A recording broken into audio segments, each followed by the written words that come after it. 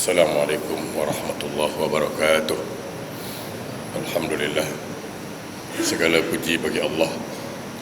Allah yang menghidupkan kita dan Allah yang mematikan kita, serta Allah lah yang mengumpulkan kita nanti di yaumil akhir. Mudah-mudahan Allah akan kumpulkan kita bersama hamba-hamba Allah yang Allah ridha, insyaAllah. Amin. Salawat dan salam, mari sama-sama kita sanjungkan keharibaan junjungan alam Rasulullah sallallahu alaihi wasallam. Mudah-mudahan kita beserta keluarga insya-Allah mendapat syafaat dari beliau Rasulullah sallallahu alaihi wasallam. Jamaah yang berbahagia, orang Melayu cakap kejam celik, dah malam 13 dah.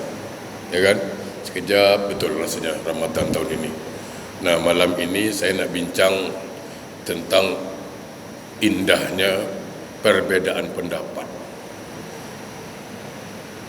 Tapi waktunya barangkali sangat terbatas, jadi saya harus berpacu dengan waktu. Tak boleh santai lah. Kalau biasanya kan, kalau tajuk ni mau makan 1 jam. Nah, sekarang paling 20 menit kita selesaikan lah. Ikan sepat, ikan gabus, lagi cepat, lagi bagus. Kan gitu. Baik. Saya mulai dulu. Sebuah pertanyaan diajukan kepada Ibnu Abbas radhiyallahu anhu. Jadi ada 3 soalan diajukan kepada Ibnu Abbas dan diminta pendapat Ibnu Abbas. Apa kata sahabat? Wahai Ibnu Abbas, kami ingin bertanya. Soalan pertama, apa amalan yang paling baik dan paling utama?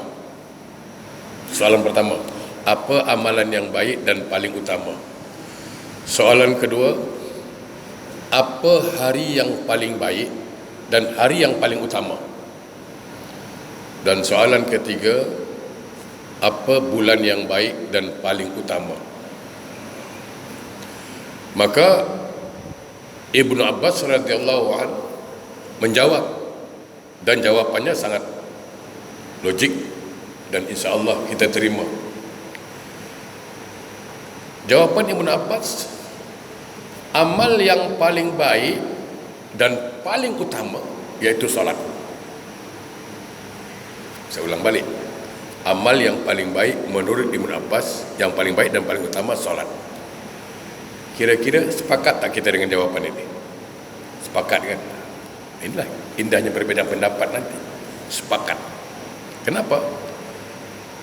Karena ada hadis mengatakan, as-salatu imaduddin faman aqamaha faqad aqamaddin wa man tarakaha faqad hadamaddin. Bahwa solat itu tiang agama. Siapa yang mendirikan solat menegakkan tiang Islam, siapa meninggalkan solat meruntuhkan tiang Islam. Saya mengajak jemaah berfikir santai, relax. Kita dah penat puasa, takkan nak suruh paksa sekarang kan. Relax lah brother relax. Begini, untuk membedakan, ini orang Singapura, ini bukan orang Singapura, apa yang boleh bezakan dia? IC, betul tak? Kalau dia punya IC, red IC, warna merah, orang Singapura kan? Kalau tak ada IC, orang mana? Luar negeri lah. Walaupun dia lahir kat Singapura, tapi kalau tak ada IC macam mana? Dia tak boleh mengaku saya orang Singapura, warga negara Singapura. Orang katanya buktinya mana? Jadi untuk membuktikan ini orang Singapura dan ini bukan Singapura, kad pengenalan. Untuk membuktikan ini Islam atau tidak Islam, salat. Bainal abdi wa bainal kufri tarkus salat. Kalau bedanya orang Singapura dengan bukan Singapura apa tadi? IC. Bedanya orang Islam dengan bukan Islam ya salat. Jadi IC itu salat, itu IC-nya Islam. Okey, sekarang kita pergi bank membuka account. Apa yang ditanya dulu? IC. Pergi rumah sakit, hospital. Apa yang ditanya dulu? IC. Buat lesen, apa yang ditanya dulu? IC. Jadi apapun urusan, pertama yang ditanya IC. Ada IC, urusan lancar. Tak ada IC, urusan bubar. Penting IC ni. Sama kan? Solat Awalu yuhasabu abdun yaumal qiyamah salat, iza saluhat saluhat sairu amalu, wa iza fasadat fasadat sairu amalu. Yang pertama Allah tanya di akhirat nanti apa? Salat. Di dunia ditanya apa? IC. Kalau IC-nya ada, yang lain boleh jalan. Kalau salatnya ada, diterima, yang lain masuk. Kalau salatnya ditolak, macam mana? Tolak semua. Sama. Kalau kita buka akaun bank, ada IC, tak ada, balik kata dia. Kita kalau IC tinggal sibuk balik, solat tinggal buat tak tahu je kadang-kadang. Itulah. Ya kan? IC tinggal kita sibuk. Tapi solat tinggal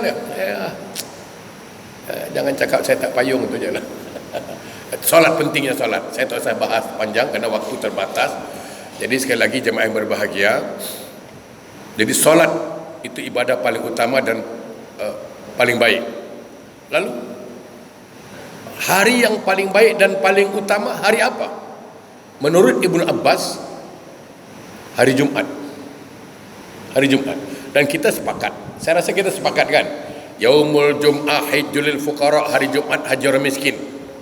Berkumpulnya umat Islam untuk salat Jumat, masjid penuh, ya kan? Saya rasa dua ni sepakat tak? Amal yang paling baik paling utama solat, sepakat. Hari yang paling baik Jumat, sepakat tak? Sepakat kita. Yang ketiga, hari yang paling baik hari Jumat. Yang ketiga, bulan yang paling baik. Ibnu Abbas menjawab, bulan yang paling baik bulan Ramadan. Karena pada bulan itu diturunkan Quran, Syahrul Ramadan allazi unzila fil Quran hudal linnas wa bainatin minal huda wal furqan. Jemaah, ini satu contoh sajalah. Saya kasih mudah, tak usah blank-blank pikiran. Begini, sekarang kita pergi Malaysia lah. Kalau pergi Indonesia jauh sangat. Pergi Malaysia senang cerita. Kan lebih sering ke Malaysia dia. Kalau saya Indonesia hafal, ya. Sekarang kita ke Malaysia. Dari Johor jalan terus. Sekarang ada simpang. Kita nak pergi Kuala Lumpur. Ada dua simpang, satu Kuala Lumpur, satu Kuala Kangsar. Sekarang kita berada di persimpangan. Sedangkan kita tak tahu ni mana satu jalan Kuala Lumpur, mana satu Kuala Kangsar. Ingat, ambil kiri, takut-takut ni Kuala Kangsar nanti. Ambil kanan, ya kalau Kuala Lumpur, kalau tidak macam mana? Naya aja kes. Apa yang dah? Keraguan. Muncul keraguan. Tak confident. Tapi begitu memandang ke atas, melihat ke atas, ada signboard, papan petunjuk. Kanan Kuala Lumpur, kiri Kuala Kangsar. Soalan saya, percaya tak dengan signboard itu? Itu kan petunjuk tu. Buatan siapa signboard itu? Buatan siapa? Buatan manusia kan? Itu yang saya herankan. Buatan manusia kita percaya ini, kau jangan, kau, kita kalau kawan cakap, kau jalan mana? Kuala Lumpur lah. Asal sini, kau tengok lah tu, mengamuk kita kan. Kalau ada kawan bantahnya, kau baca tu Kuala Lumpur. Buta kan kau? Marah dia. Kenapa? Dia confident, dia yakin, hakul yakin. Ini pasti betul petunjuk ini. Buatan manusia kita yakin. Kenapa buku petunjuk Allah kita tidak yakin? Kita hidup dalam dua persimpangan antara surga dan neraka. Maka Quran itu petunjuknya. Ini jalan ke surga, ini jalan ke neraka. Kenapa tidak yakin? Itu persoalannya itu. Saya paling mudah memberikan gambaran. Kalau kita naik MRT, katakan dari Bugis, yang paling senang dari Bugis lah. Tahu Bugis kan? Bugis. Satu arah Jurong, satu arah mana? Boon Lay, satu arah Pasiris. Betul? Okey. Itu namanya apa? Ketakdir. Saya mau ke Pasiris. Maka logiknya apa? Saya harus ikut arah MRT Pasiris. Kira-kira sampai tak saya? Karena saya mengikuti petunjuk, sampai. Tapi seandainya saya mau ke Pasiris, tapi saya ambil arah Jurong, kira-kira sampai tak? Confident tidak sampai. Walaupun 1000 orang berdoa sekarang ini, ada 1000 orang berdoa, ya Allah sampaikan dia ke Jurong, sampaikan dia ke Jurong. Padahal dia mau ke Pasiris, tapi dia ambil arah Jurong. Lalu orang berdoa, ya Allah sampaikan dia ke Pasiris, sampaikan dia ke Pasiris. Kira-kira macam mana? Masuk akal tak doanya? Sekarang ada orang berdoa, kau nak ke mana? Aku nak pergi Pasiris. Oh, selalu ambil juruk. Tolong doakanlah. Kita pun ada doakan, ya Allah, sampaikanlah dia ke Pasir Ris. Sedangkan dia arah Jurong diambil dia. Pertanyaan saya, diaminkan tak doanya itu? Tidak. Kenapa doa tidak diaminkan? Tidak masuk akal. Sama kan? Orang minum arak tak pernah solat, apalagi pemabuk, penjudi, sekarang mati. Kita yang sibuk doakan kan, ya Allah masukkan ke surga. Macam kita ahli jawatan kuasa surga. Nak masukkan orang senang-senang aja. Macam dia orang dalam tau. Macam dia ahli jawatan kuasa surga, masukkan orang. Senang aja kan? Padahal dia hari-hari mengarah ke neraka jalannya. Jalannya ditempuh jalan ke neraka, tapi minta dipaksa ke surga. You think cook lah, fikir masak-masak, itu lebih senang. Ya kan? Itu logik apa? Logik itu berfikir. Jamaah yang berbahagia, itulah Ramadan. Nah, okey. Ini pendapat Ibnu Abbas. Amal yang paling baik dan paling utama solat. Okey, kita sepakat. Hari yang paling baik Jumaat, kita sepakat. Bulan paling baik Ramadan, sepakat tak? Okey, sepakat. Dan semua sahabat tidak ada yang membantah, sepakat semua. Ketika Ibnu Abbas meninggal dunia, soalan yang sama diajukan pada Sayyidina Ali karamallahu wajhah. Ini saya katakan berbeza pendapat tapi tidak menyalahkan, itu yang saya suka. Kita ni tak boleh beza sikit, nah salahkan orang, dia lah paling betul, yang lain salah. Kadang-kadang gara-gara telunjuk goyang dah jadi masalah. Gara-gara ini apa nak masalah sangat? Ustaz apa? Telunjuk goyang tu Ustaz, biarlah. Menurut Ustaz, bagaimana Ustaz? Menurut saya kau salah. Kenapa saya salah Pak Ustaz? Yang goyang telunjuk dia, memang salah engkau. Di mana salah saya Pak Ustaz? Salahnya apa? Kalau kita solat, kita disunatkan melihat telunjuk sendiri. Yang kau pergi tengok telunjuk orang buat apa? Selesai kan? Kan relax? Betul tak? Akhirnya kita tak menyalahkan orang. Ini kan kita kepoh dengan urusan orang masalahnya. Senang. Nah, okey. Ketika Ibnu Abbas meninggal dunia, lalu diajukan soalan yang sama, wahai Ali, kami sudah bertanya kepada Ibnu Abbas 3 soalan. Pertama, soal amal yang paling utama dan paling baik. Ibnu Abbas jawab solat, dan kami sepakat dan tidak ada membantah. Yang kedua, kami tanya hari yang paling baik. Ibnu Abbas menjawab hari Jumaat, dan kami juga sepakat. Dan kami tanya juga tentang bulan yang paling baik, paling utama. Ibnu Abbas menjawab Ramadan, dan kami sepakat. Sekarang kami ingin bertanya, bagaimana pendapat engkau? Ali ini babul ilmi, dia pintu segala ilmu dia. Apa jawab Ali? Andai kata engkau bertanya kepada semua ulama di dunia ini dari timur sampai ke barat, jawapannya sama dengan Ibnu Abbas radhiyallahu an, illa ana, kecuali aku. Wah, ini dia. Kecuali saya lah, kata Sayyidina Ali. Di sahabat bertanya, tak puas hati lah, pasal Ali lain pula ni. Kata Sayyidina Ali, bagusnya apa? Dia berbeza pendapat tapi tidak menyalahkan pendapat orang, ini yang bagus. Jadi kalau kita berbeza pendapat, okey, tak ada masalah lah.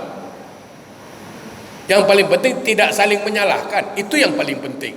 Selagi ada dalil, okey, lanjut. Ya kan? Kadang-kadang kita tak boleh sikit.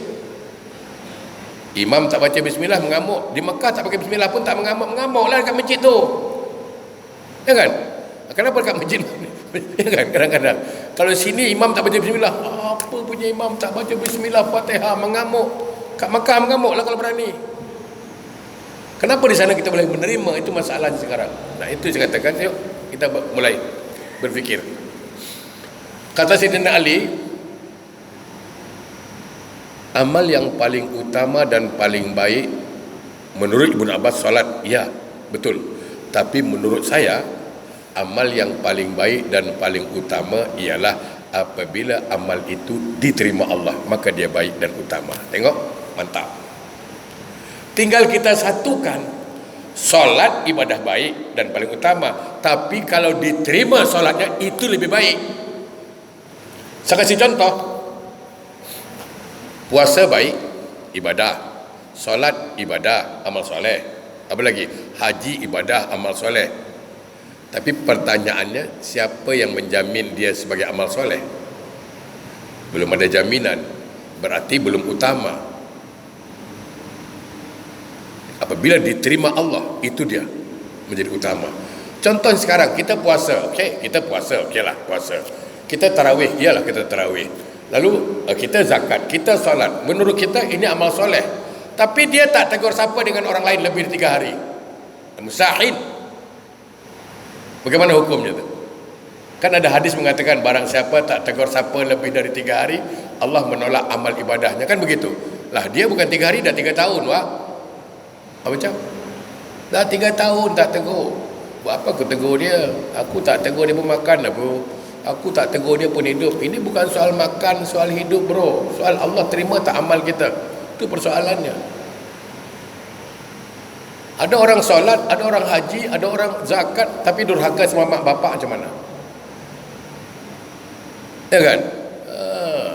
Ada orang solat, ada orang rajin tarawih, rajin baca Quran, tapi kedekutnya masalah macam mana?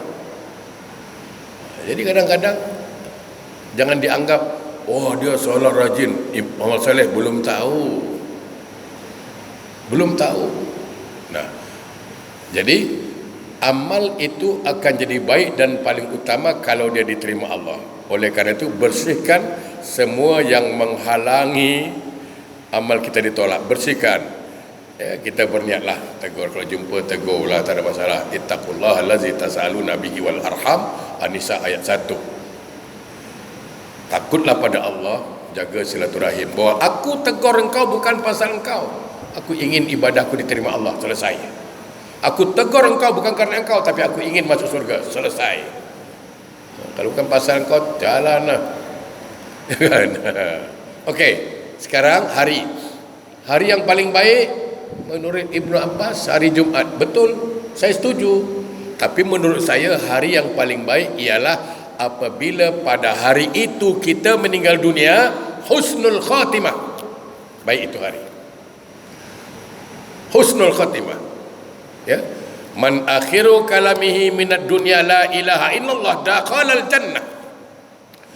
Barang siapa akhir hidupnya lisannya boleh menyebut kalimat la ilaha illallah, surga tempatnya. Walaupun mati hari Jumaat, tapi lisan tak boleh mengucap macam mana? Apalagi anak durhaka, dijamin tak boleh mengucap. Jelas hadisnya riwayat Ibnu Hibban, ya, sukhti ummihi hajaba lisanahu an sa'adati la ilaha illallah. Kemurkaan seorang ibu kepada anaknya, marah mak kepada anaknya, hajaba lisanahu, akan mengunci lisan anaknya ketika meninggal dunia mengucapkan kalimat la ilaha illallah. Talkinkanlah pakai mikrofon kalau perlu. Tak boleh. Hati-hati anak durhaka. Okey, saya tinggalkan dulu pasal kita nak mengejar waktu ni. Yang terakhir, bulan yang paling baik itu bulan apa? Bulan Ramadan. Kata Ali betul.